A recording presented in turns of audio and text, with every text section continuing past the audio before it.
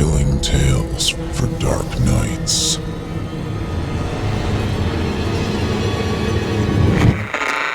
Want to make sure you never miss a Chilling Tales for Dark Nights video again? Be sure to subscribe and hit that bell to turn on notifications. The following interactive performance is a second-round entry in Chilling Tales for Dark Nights 2025 Evil Idol Voice Acting Competition. And you, listener, get to help decide who advances to round 3. Voting is simple. Following the performance, simply click the thumbs up icon on this video if you'd like this contestant to move forward, or the thumbs down if you'd like to see them be eliminated. Voting on this entry will conclude 1 week after the date of its posting. Thank you, and good luck to all of our contestants. My entire life, all I ever wanted was to be a screenwriter.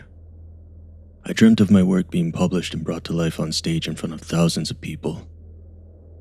I would stay up for hours plotting what my breakout scene would be, how I'd take the world in my grasp, if not for just one single hour a week. This dream stuck with me through my marriage, stuck with me through my kids. It tormented my mind every single day I went to work in that dead-end factory that put food on the table. It made me reclusive. I'd come home and lock myself in my office where I'd spent hours mustering up what little energy I had to piece together something that would entertain the people, to bring a smile to a frowning face, anything that would show the world that I was still here, still thinking about them. I would spend weeks on just one scene from a single script, only to come up empty-handed. Finding hardly any breakout success, my wife grew exhausted, and my children remained hungry. "This will be the one," I'd tell her, hopeful. "This will be the one that gets us out of here, beautiful. Just trust me one last time." But one last time turned into another, and another.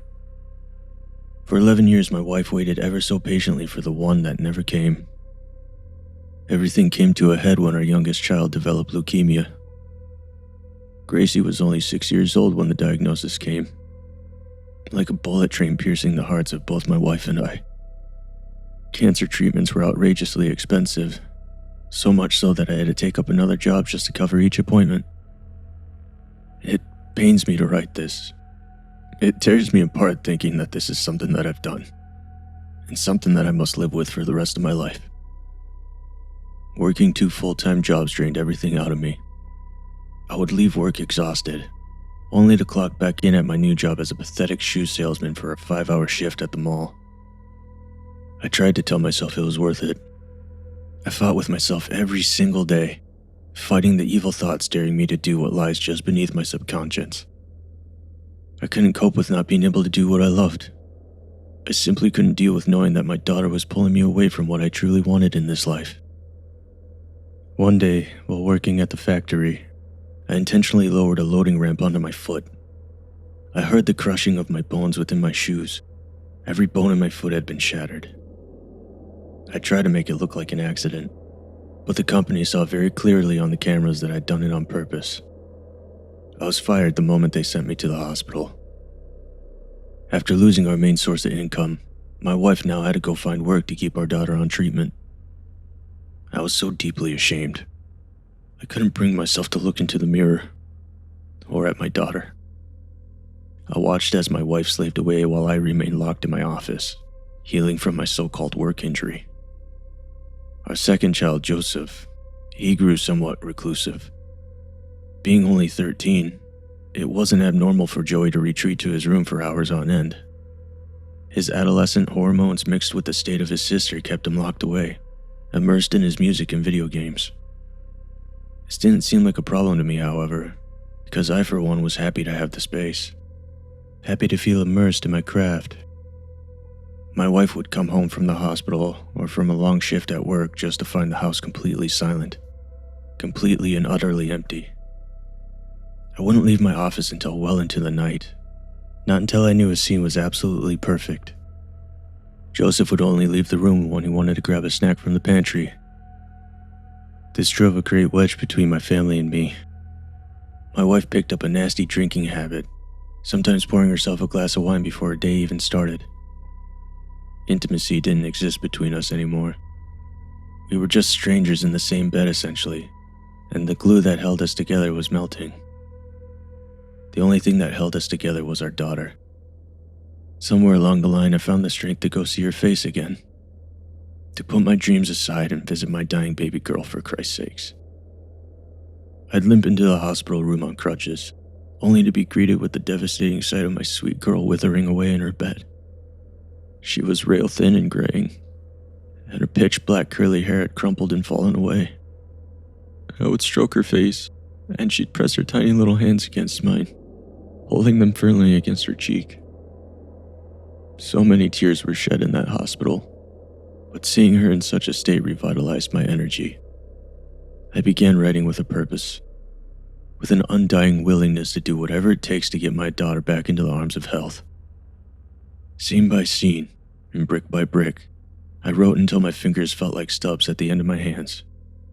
With the ferocity of a Spartan and the grace of a figure skater, I printed words on paper like my life depended on it.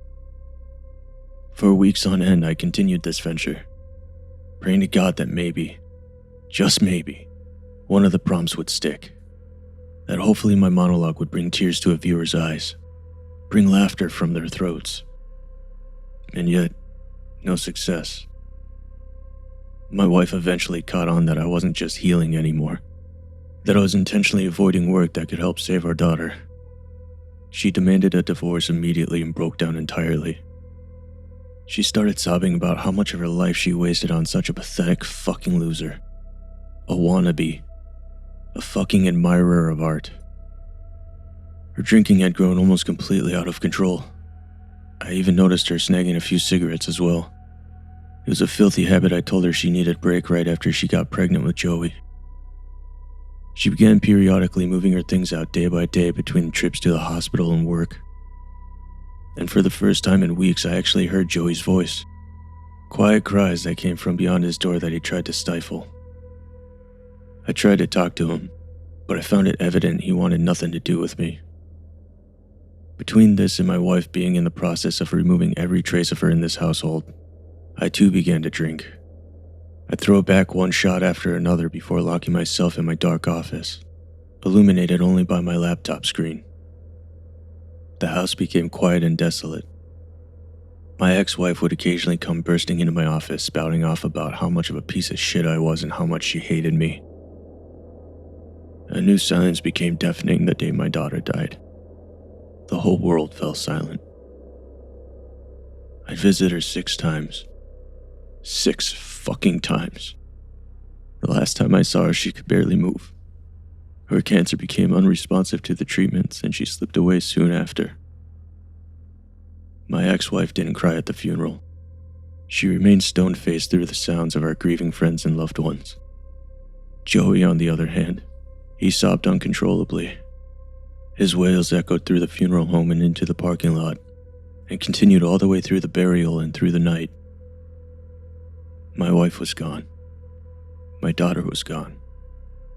I eventually graduated from alcohol to painkillers and drifted into a state of numbness for several months.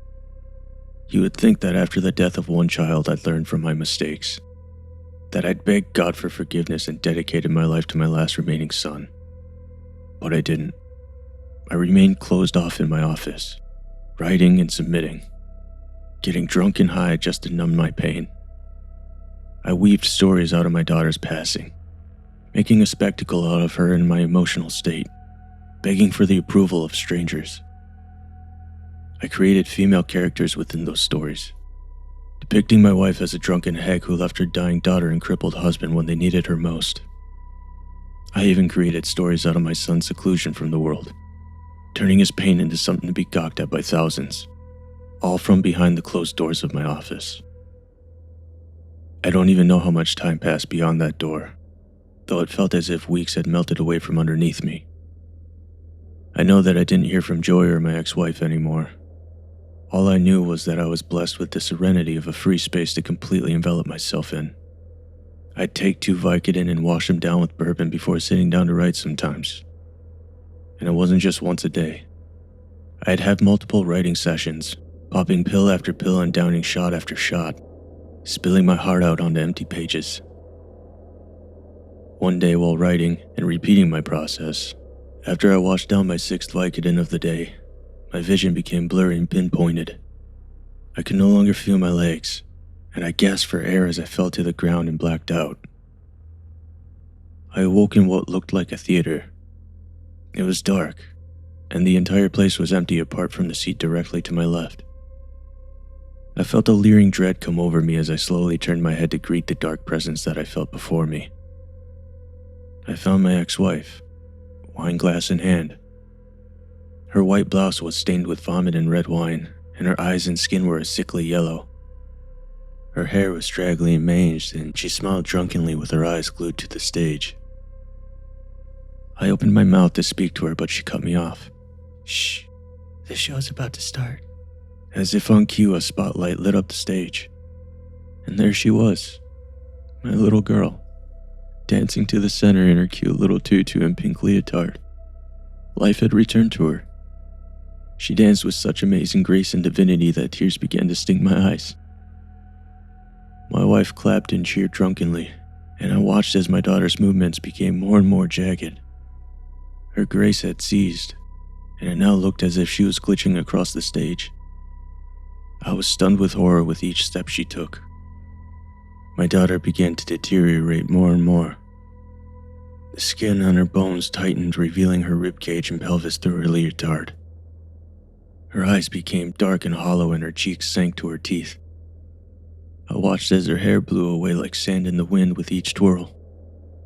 My ex-wife took a big swig from her glass of wine before calling out, "That's it, baby. Encore. Give your father what he wants." My daughter took one last step. I sat there stunned as her right leg turned to crumbling ash as she landed upon it. Knocking her off balance, she tried to catch herself, and as her palm connected with the stage floor, it too turned to ash. Lying there on her back atop the stage, my daughter's chest began to rise and fall rapidly with heaving, rattling breaths, each one weaker than the last. Until finally, she disappeared completely into a pile of smoldering ash. And then the spotlights cut off, shrouding the room into darkness as my wife screamed for an encore. There was a silence for a few moments before the spotlights glowed back to life, revealing my son standing atop the stage light rafters. His eyes were red and exhausted.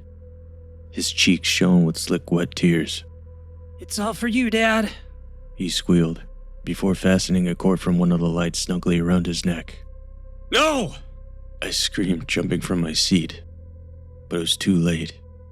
Joey had jumped, snapping his neck and pulling a string of stage lights down with him, each one clattering and sparking against the stage.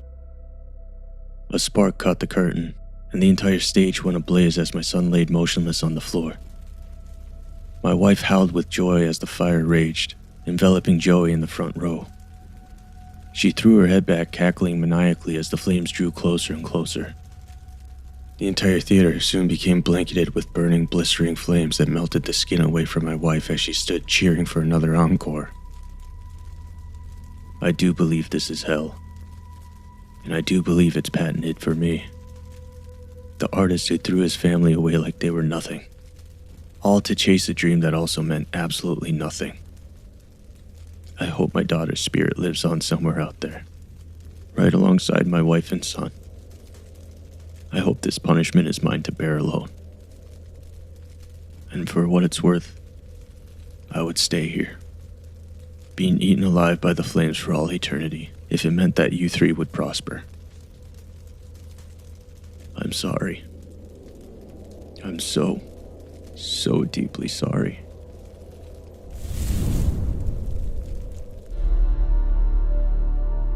Thank you for listening. I'm your host, Steve Taylor, reminding you that if you haven't already, don't forget to cast your vote for this contestant via either a thumbs up or a thumbs down vote. New entries will be posted throughout this month. Be sure to tune in and vote for each of them and help decide who becomes the next evil idol. Until next time, turn off the lights and turn on the dark.